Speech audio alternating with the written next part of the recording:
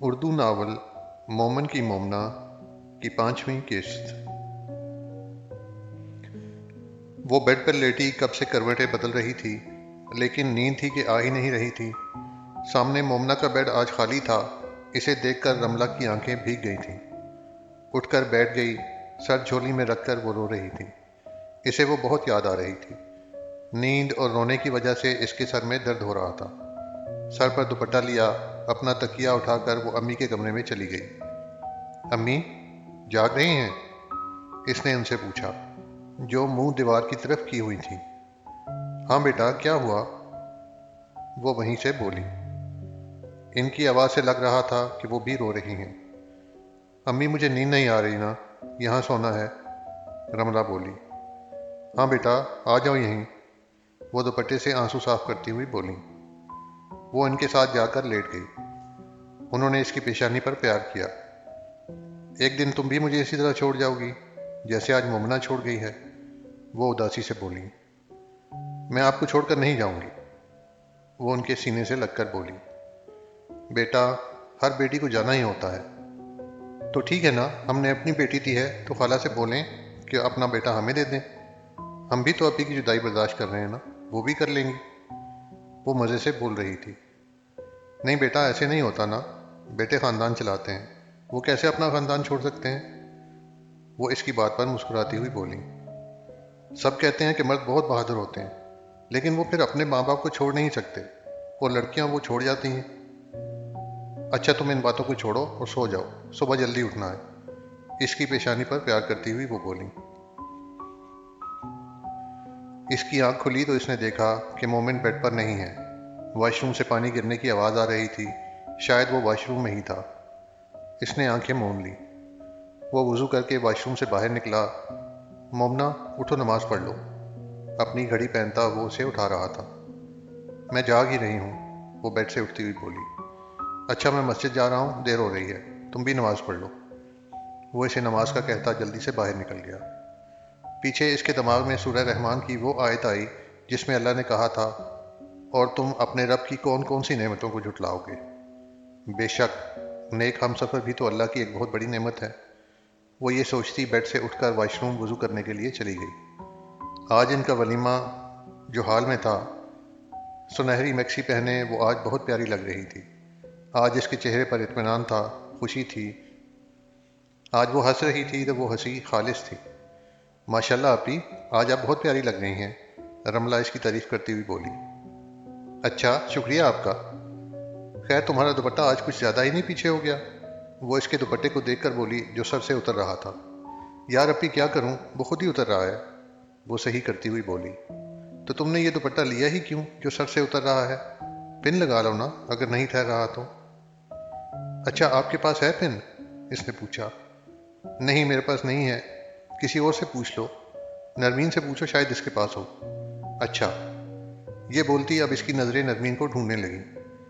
इब्राहिम इसे वहाँ पास बैठा देखकर वहीं मोमिन के साथ बैठ गया। इब्राहिम, तुम्हारे पास पेन है?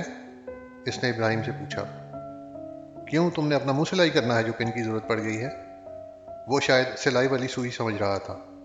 पागल शख्स, दुपट्टे को पिन लगानी है, वो लफ्ज़ पिन पर जोर देती हुई बोली। सॉरी, मैं पार्लर वाली औरत नहीं हूँ जो पिने हाथ में लिए घूमता रहूँ। हाँ, अगर अपने मुंह की सिलाई करनी है और सुई चाहिए तो वो मैं तुम्हें ला कर दे सकता हूँ, वो मुस्कुराता हुआ बोला। तुमसे अच्छा बंदा किसी पागल से बात कर ले, कम से कम जवाब तो देगा ना। पूछो कुछ, बताता कुछ है, पागल आदमी, वो गुस्से से बोली। मोमना ने इसे आंखें दिखाईं। इसने इससे नजरें हटा लीं। सामने देखा तो नरमीन वहीं स्टेज की तरफ आ रही थी। नरमीन, कॉमन या सेफ्टी पिन है? इसने नरमीन से पूछा। हाँ, ये कॉमन पिन है, उसने अपने दुपट्टे से उतार कर दी। वो मुकम्मल हिजाब में थी, इसलिए इसने पिन्स लगाई हुई थी। सुभान अल्लाह, ये तो पूरी दुकान है पिनों की, इब्राहिम इसके दुपट्टे पर लगी पिनें देखकर बोला। दुपट्टा सेट करने के लिए इतनी ही चाहिए होती है ना, नरमीन रमला के साथ बैठती हुई बोली। तौबा है तुम लड़कियों की, पता नहीं कैसे इतनी पिन्स लगा लेती हो, इब्राहिम बोला था। किसी दिन तुम लगा कर देखना तो पता चल जाएगा कैसे लगाती हैं, रमला बोली। इब्राहिम खामोश ही रहा था, क्योंकि मोमन की नज़रें बता रही थीं कि अगर अब वो कुछ बोला तो उसकी खैर नहीं। रमला मोहतरमा, तुमसे तो मैं बाद में निपटूंगा। वो दिल में सोचता उठ गया, क्योंकि कुछ और रिश्तेदार औरतें आ रही थी मोमना से मिलने। इन्हें देखकर मोमिन भी उठ गया था। नरमीन भी उठ गई। वो जाकर सामने लगी कुर्सी पर बैठ गई। वो खामोशी से बैठी थी जब इब्राहिम आया। नरमीन, ऊपर जाकर रमला को बुला लाओ। क्यों? नरमीन ने पूछा। बस हमारा पर्सनल मैटर है, वो मैं तुम्हें नहीं बता सकता, वो मज़े से बोला। लेकिन वो पूछेगी तो मैं क्या बोलूँगी? कुछ भी ना बोलना, लेकिन मेरा ना बोलना। इब्राहिम, तुम क्यों इस बेचारी को तंग करते हो? वो इतनी अच्छी है। तुम बहुत खुशकिस्मत हो कि वो तुम्हें मिली है। वो वापस बैठ गई। अल्हम्दुलिल्लाह, खुशकिस्मत तो मैं हूँ जो इस जैसी चुड़ैल नुमा बीवी मिली है। लेकिन मेरी बहन, तुम जाओ, इसे बुला कर लाओ। मेरी दुआ है कि अल्लाह करे तुम्हें भी कोई अच्छा सा बंदा मिले, मेरी तरह का नेक बंदा, जो तुम्हें इतना ही खुश रखे। जाओ, शाबाश मेरी बहन। वो इसे दुआ देता बोला। वो भी क्या मंजर होता है जब आपका महबूब ही किसी और के साथ खुश रहने की दुआ दे रहा हो। और ये मंजर नरमीन ने बहुत मुश्किल से बर्दाश्त किया था। नहीं जाती मैं, वहां सबके दरमियान से उठाकर मैं नहीं ला सकती इसे, खुद ही आ जाएगी। कुछ दिल इसकी दुआ से जख्मी हुआ था, कुछ इसकी जिद से। Okay, as you wish. वो समझ गया था इसे किस बात का गुस्सा था। वो इसे किसी किस्म की उम्मीद नहीं दिलाना चाहता था, इसलिए वो ये बोलकर चला गया, क्योंकि वो उसकी नजरें देख चुका था। पीछे इसका दिल किया कि वो चीख चीख कर रोए, लेकिन हर बंदा कहाँ रो सकता है। अल्लाह जी, क्यों ये शख्स ऐसी बातें करता है जो मेरा दिल किरचियों में तोड़ देता है। बस आखिरी बारी थी ये इब्राहिम यूसुफ, आइंदा मैं तुम्हारे हाथों कभी जलील नहीं होंगी। जाओ, तुम खुश रहो रमला के साथ। मेरी दुआ है अल्लाह किसी को एकतरफा मोहब्बत ना दे। जो मैंने बर्दाश्त किया वो कोई और बर्दाश्त ना करे, क्योंकि हर कोई नरमीन नहीं जो अपने ही महबूब से किसी और के साथ खुश रहने की दुआएं सुने। जाओ इब्राहिम, आज से तुम आज़ाद हुए मेरी एकतरफा मोहब्बत से।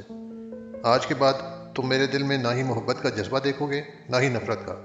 मैंने तुम्हें आज़ाद किया, और अल्लाह से इस वक्त की माफ़ी मांगती हूँ जब मैं तुम्हें छुप छुप कर देखती थी और इसकी नाफरमानी करती थी। और देखो, जिसकी मैं बगैर ज़ुबान के सालों से नाफरमानी करती आई हूँ, आज वही है जिससे मैं अपना दुख सुना रही हूँ। वही है जो आज मुझे जोड़ेगा।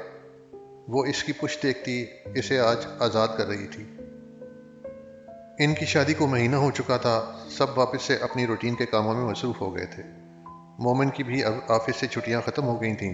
वो भी अब वापस से अपनी रूटीन में ऑफिस जाना शुरू हो चुका था। मोमना भी घर की खीर की पकाई रस्म अदा करके घर की बड़ी बहू की जिम्मेदारियां निभा रही थी। मिस्टर इब्राहिम के भी पेपर्स हो रहे थे।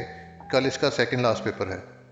और पीछे रह गई सदा की कामचोर और नकम्मी रमला, जो अब घर के सारे काम मर मर के कर रही थी।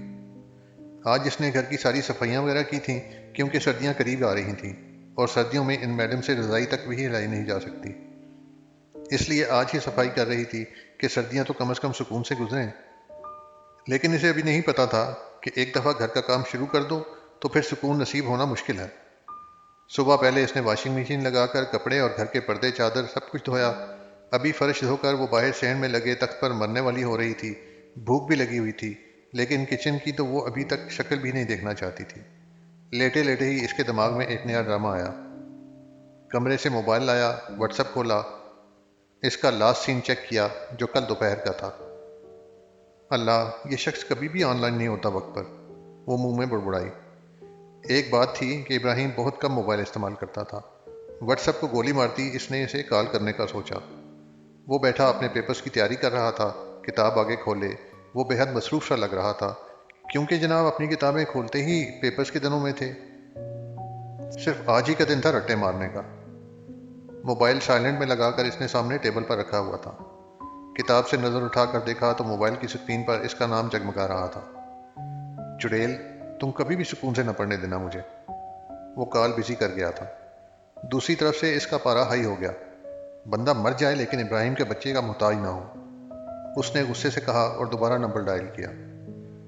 अब की बार इसने कॉल उठाई। क्या है, क्यों बार बार कॉल्स कर रही हो? वो गुस्से से बोला। इब्राहिम प्लीज जल्दी से आ जाओ, बहुत इमरजेंसी हो गई है। वो चेहरे पर शैतानी मुस्कुराहट सजाए बोली। क्यों, क्या हुआ? खाला की तबीयत तो ठीक है ना? परेशान सी लग रही हो। वो अपनी किताब साइड पर रखता परेशानी से बोला। इसने खाला का पूछा था, क्योंकि आजकल इनकी तबीयत खराब थी। तुम प्लीज आ जाओ ना, मैं बता दूंगी। प्लीज इब्राहिम जल्दी से आ जाओ प्लीज। वो मिन्नत करती हुई बोली। अच्छा आ रहा हूँ, लेकिन याद रखना रमला, अगर ये कोई तुम्हारा ड्रामा हुआ ना, फिर अपनी खैर मनाना। वो इसे वार्न करता कमरे से निकल गया। पीछे इसने कॉल डिस्कनेक्ट कर दी। अब आया ना ऊँट रमला के शिकंजे में, वो शैतानी मुस्कुराहट चेहरे पर सजाती हुई बोली। वो जल्दी जल्दी में सीढ़ियाँ फलांगता नीचे आया। इब्राहिम कहाँ जा रहे हो इतनी जल्दी में? इसे जल्दी में जाता देखकर सब्जी काटती मोमिना ने पूछा। कहीं नहीं अपी, बस आ रहा हूँ, वो इसे बोलता घर से निकल गया। उफ, कोई हाल नहीं इस लड़के का, वो ये कहती दोबारा सब्जी काटने लगी। इसने दरवाज़ा बजाया। बाहर बैठी वो इसी का इंतज़ार कर रही थी। अल्लाह जी प्लीज़ प्लीज़ आज मुझे बचा लेना, पक्का आइंदा से ये वाला काम कभी नहीं करूँगी, प्लीज़ अल्लाह जी, दुआ करती इसने दरवाज़ा खोला। क्या हुआ? इब्राहिम ने पूछा। अच्छा अंदर तो आओ, बताती हूँ। वो इसका हाथ पकड़ती अंदर की तरफ ले आई। रमला यार प्लीज़ जल्दी बताओ, वो अंदर आता हुआ बोला। अच्छा बताऊंगी, लेकिन वादा करो गुस्सा नहीं करोगे।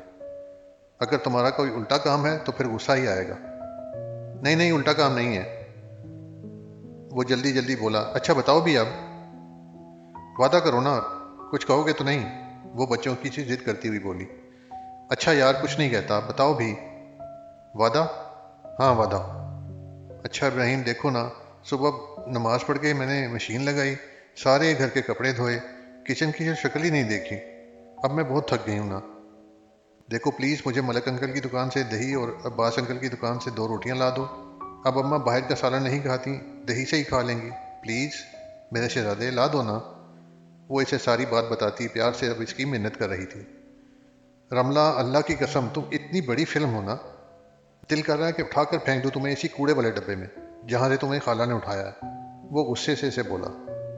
देखो इब्राहिम, देखो इब्राहिम, अगर मुझे कूड़े वाले डब्बे से उठाया है ना, तो तुम भी ना बोलो, तुम्हें भी हमने इसी कूड़े वाले डब्बे के नीचे से उठाया है। ये लो पैसे और ला कर दो मुझे, वरना मैं खालू को बता दूंगी कि तुम मुझे बाहर से चीज़ें नहीं ला के देते।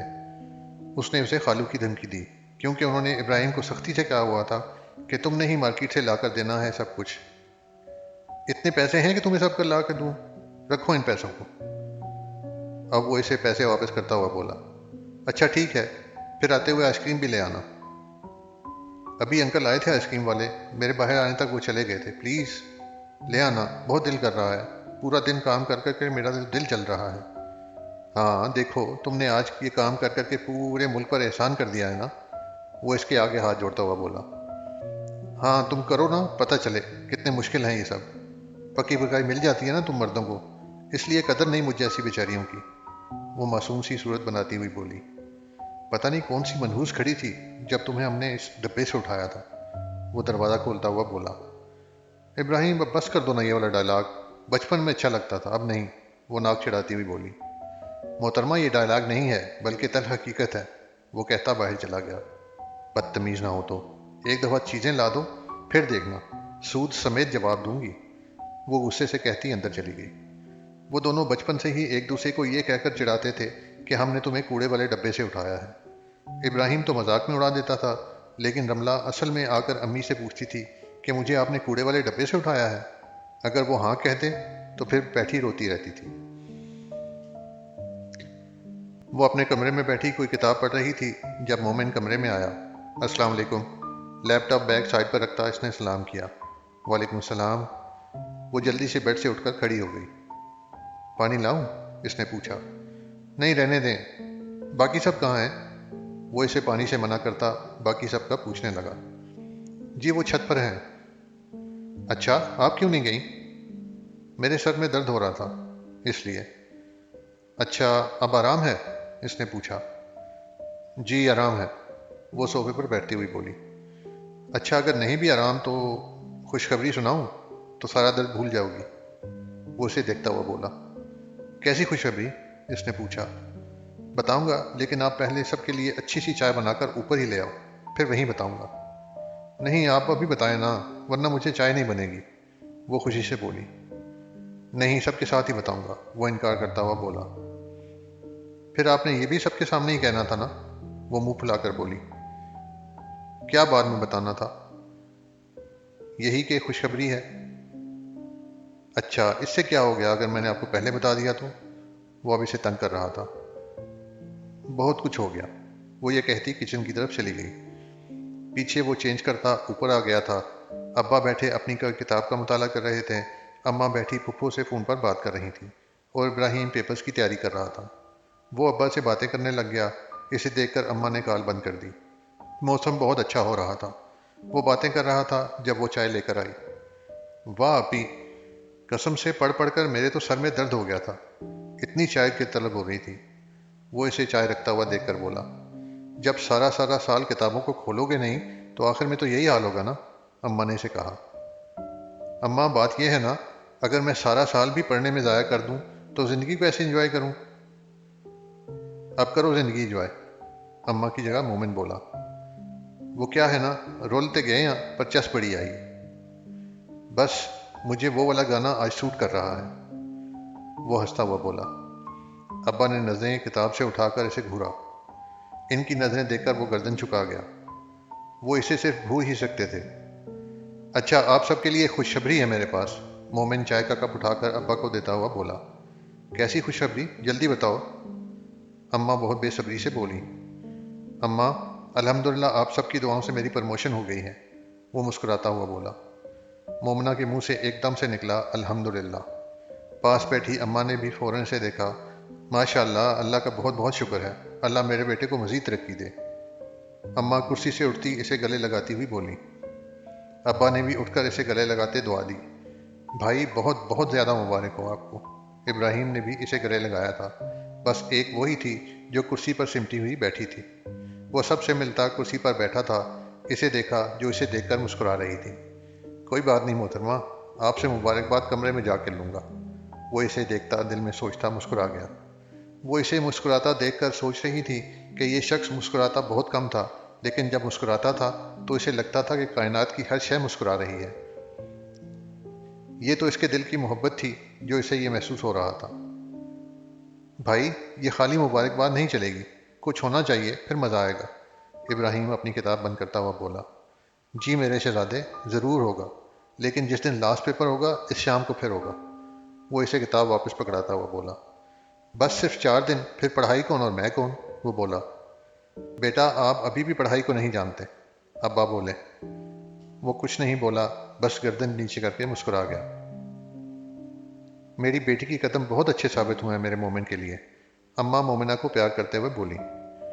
वो जो पहले ही गर्दन नीचे किए हुई थी अब मजीद कर ली। सामने बैठा वो इसके हर अमल को देख रहा था। वो मुस्कुराया था कि इतनी शर्म, वो भी इनकी बातों में। आगे तो ये लड़की शर्मा शर्मा कर लाल टमाटर ही बन जाएगी। मगरिब की अजानें हुई तो वो सब नीचे आ गए। मोमिन, अब्बा और इब्राहिम नमाज पढ़ने मस्जिद में चले गए और वो और अम्मा घर में ही नमाज पढ़ने लगी। वो अभी मगरिब की नमाज पढ़कर बाहर सहन में चलकदमी कर रही थी जब दरवाज़ा बजा। इसने अंदर जाकर अम्मी को देखा, लेकिन वो अभी नमाज पढ़ रही थी। रात के वक्त अम्मी ने सख्ती से मना किया हुआ था इसे कि मोमना दरवाज़ा न खोलना। दरवाजे के साथ कुर्सी रखी थी। इसने बाहर झांका। अल्लाह, ये तो भाई हैं, वो मोमिन को बाहर खड़ा देखकर बोली। दुपट्टा सही से सर पर लेती इसने दरवाज़ा खोला। अस्सलाम वालेकुम भाई। वालेकुम सलाम गुड़िया, कैसी हो? मैं ठीक, अंदर आए ना, वो इसे जगह देती हुई बोली। वो अंदर आया। गुड़िया, रात के वक्त दरवाज़ा आप नहीं खोला करो, वो बाहर सेन में रखे तख्त पर बैठता हुआ बोला। जी भाई, अम्मी ही खोलती हैं, लेकिन अभी वो नमाज पढ़ रही थी ना, और मैंने आपको ऊपर से देख लिया था इसीलिए खोल दिया। अच्छा सही है, एहतियात लाजमी है। अरे मेरा बेटा आया है, अम्मा इसे गले लगाती हुई बोली। अस्सलाम वालेकुम खाला, मोमिन ने सलाम किया। वालेकुम अस्सलाम, कैसे हो और घर में सब कैसे हैं? खाला बैठती हुई बोली। अल्हम्दुलिल्लाह खाला, सब ठीक हैं, आप सुनाएं, कैसी तबीयत है आपकी? बस बेटा अल्लाह का शुक्र है, वो बोली। खाला, ये मेरी प्रमोशन हुई है इसलिए मिठाई लाया हूँ, वो इन्हें मिठाई का डब्बा देते हुए बोला। माशाल्लाह, बहुत बहुत मुबारक हो बेटा, अल्लाह पाक तुम्हें मज़ीद तरक्की दे, उन्होंने दुआ दी। आमीन, वो मुस्कुराता हुआ बोला। भाई मुबारक हो आपको, रमला ने कहा। खैर मुबारक गुड़िया, पानी ला दो मुझे, इसने इसे मुबारकबाद दी और पानी का बोला। हाय रमला, तूने पानी का नहीं पूछा, अम्मा इसे आंखें दिखाती हुई बोली। अभी तो आए हैं, आप बातें करने लग गई तो कैसे पानी का पूछती, वो इन्हें कहती किचन की तरफ चली गई। सुनाओ बेटा। कुछ नहीं अल्हम्दुलिल्लाह, आप सुनाएं, खाला भी कैसी हैं? इसने खाला भी का पूछा, जो कुछ दिन पहले ही अपनी नन के घर गई थी। पता नहीं बेटा, मेरा तो सुबह से बीपी हाई था। पता नहीं कि दुनिया कहाँ मैं कहाँ। जी भाई, खाला भी सुबह ही आई हैं, रमला इसे पानी देती हुई बोली। अच्छा, वो कहता पानी पीने लगा। गुड़िया, मुझे कांच के गिलास में पानी ना दिया करो, मैं मेहमान नहीं हूँ। वो गिलास इसे पकड़ाता हुआ बोला। जी भाई, वो ये कहती किचन में ट्रे रखने चली गई। अच्छा खाला, मैं चलता हूँ, साथ खाला भी को ये दे आऊँ, इनसे भी मिलाऊँ, वो तख्त से उठता हुआ बोला। अच्छा, चाय तो पी कर जाना, खाला इसे उठता देखकर बोली। खाला, फिर कभी आऊँगा चाय पीने, अभी खाला के घर से मैं तो सीधा दोस्तों के साथ खाना खाने जाऊँगा। वो इन्हें अपनी मसरूफियात बताता हुआ बोला। अच्छा चलो, फिर कभी आना, अम्मी को सलाम कहना, वो इसे प्यार करती बोली। वो बाहर निकल गया। पीछे रमला ने दरवाज़ा बंद किया। अल्लाह का शुक्र है, मेरे दोनों दामाद ही बहुत अच्छे और नेक हैं, अल्लाह नजर बद से बचाए, अम्मी अपने दामादों की तारीफ करते हुए बोली। बड़े दामाद का तो माना, लेकिन जो आपका छोटा दामाद है ना, वो दूर दूर से कहीं से भी नेक नहीं है, एक नंबर कटहर की आदमी है। वो अम्मी को इनके छोटे दामाद के बारे में बताती हुई बोली। अरे हट लड़की, कसम से इस जैसा लड़का तो चिराग लेकर ढूंढने से भी ना मिले। अच्छा और नेक सीरत है, तुझे कदर नहीं है। अम्मी का बस नहीं चला कि वो इसे थप्पड़ लगाए, जो इनके नेक सीरत दामाद के खिलाफ बोल रही थी। हाँ, बहुत नेक है आपका दामाद, कभी आप इसे अकेले में मुझसे उल्टी सीधी बातें करते सुने ना, तो पता चले आपको कितना नेक है वो। इसने शायद अम्मी से मार खानी थी, इसलिए इनके दामाद की बुराइयां कर रही थी। अच्छा तू छोड़ और जाकर रात का खाना बना, अम्मी इसकी बात को गहरी खाई में फेंकती हुई बोली। हाँ, मैं तो बस पैदा ही इन्हीं कामों के लिए हुई हूँ ना। वो मुंह में बुड़बुड़ाती किचन की तरफ चली गई। किचन में कदम रखा, सिंक में पड़े बर्तन जो दिन के खाने के थे, इन्हें देखकर इसका पारा और हाई हो गया। अल्लाह हिसाब लेगा तुम सब से, जिंदगी अजाब बनाई हुई है तुम मनहूसों ने। वो बर्तनों से ऐसे बोल रही थी जैसे कोई इंसान हो, जिन्होंने इसे तंग कर रखा हो। पहले इनको धोकर रखा, फिर खाना बनाने लगी। रोटी बनाकर रखी तो सिंक की तरफ देखा, जहां फिर से बर्तन पड़े थे, जो इसने सालन बनाने के लिए गंदे किए थे। जितनी बरकत इन बर्तनों में है ना, अगर मेरे पास पैसों में होती तो आज यहाँ खड़ी ना होती, इनको धो रही होती। वो बर्तन धोती साथ साथ इन्हें पटकती हुई बोली। हाय क़यामत, कौन सी ऐसी गलती कर दी जो तुम मनहूस मेरे पीछे पड़ गए हो? वो गिलास शेल्फ पर पटकती हुई बोली। अरे रमला, बर्तन ना तोड़ देना, बहुत महंगे हैं ये, अम्मी कमरे से बोली। मोमना के होते हुए वो अगर बर्तन गलती से धो भी देती थी तो इन्हें इतना जोर जोर से पटकती थी कि मोहल्ले के इर्द गिर्द सबको पता चल जाता था कि आज रमला बर्तन धो रही है। वो कब से इंतजार कर रही थी, जो न जाने कहाँ था। इंतजार करते करते इसकी आंख लग गई। थोड़ी देर बाद कमरे में वो आया, जहां वो तकिए में अपना बाजू रखकर इस पर अपना सर रखे हुए सोई हुई थी। इसने आज पहली मर्तबा इसके बाल देखे थे, जो स्याह और घने थे। वो इन्हें देखकर मुस्कुराया। इसने कभी सर से दुपट्टा उतारा ही नहीं था, अगर कभी सर से उतर भी जाता तो फौरन वैसे वापस ले लेती, इसलिए आज पहली मर्तबा इसके बाल देख रहा था। साइड टेबल पर पड़े गिलास को इसने उठाया और वापस जोर से रखा। वो कच्ची नींद में थी, इसलिए एकदम से उठ गई। अस्सलाम वालेकुम। वो फौरन से अपना दुपट्टा सर पर रखती हुई उठकर बैठ गई। वालेकुम अस्सलाम, सो जाएं आप। पहले इसे जानबूझकर उठाता, अब कह रहा था कि सो जाओ। नहीं, मैं जाग ही रही थी, बस आंख लग गई थी। अच्छा सो जाएं अब वापस। अच्छा, वो कहती अपनी जानिब साइड पर जाकर लेट गई। आंखें मूंद कर अब दूसरी तरफ मुंह कर गई। वो हैरान हुआ, इसने तो वैसे ही इसे बोला था, वो असल में सो गई। सुभान अल्लाह, मैंने तो वैसे ही बोला था, ये तो सच्ची में ही सो गई। वो मुंह में बुड़बुड़ाया। चल बेटा, अब तू भी सो जा, वो खुद से कहता चेंज करने चला गया।